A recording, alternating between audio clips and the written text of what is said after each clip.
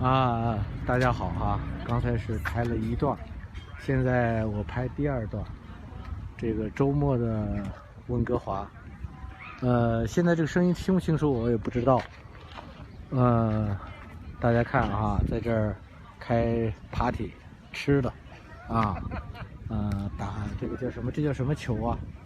这个像橄榄球一样的沙滩排球，我不敢照他们啊。有时候正对着这些人，特别大美女照，怕人家有意见。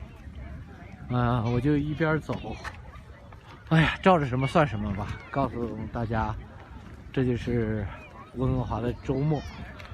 刚才说了，中国人很少，因为中国人他怕晒太阳，老外是专门来晒，脱光了晒。还有一个裸体海滩不让拍。我是不怕晒了，男人嘛。但是不能拍给大家，不好意思啊。像这样的公园啊，刚才说了，在温哥华起码有100家以上，大家群城出动到周末，有太阳的时候啊。哎呀，好吧，那个我也就不多说什么了，大家看一看就行了。这个沙滩大家看到了啊，都穿着衣服呢，打沙滩排球的，打这个刚才说像橄榄球一样的东西。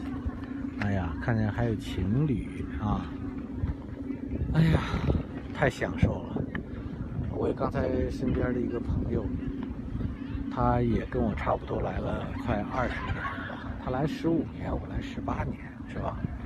他现在还忙着挣钱，说给儿子买那个房子，准备结婚用。哎呀，我说这是咱们中国人。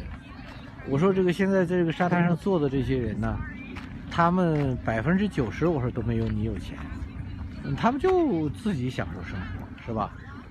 所以呢，哎呀，还是要享受生活。有愿意享受生活的就加我啊，微信号 TJ 王2003 TJWANG 2003，好吗？谢谢大家。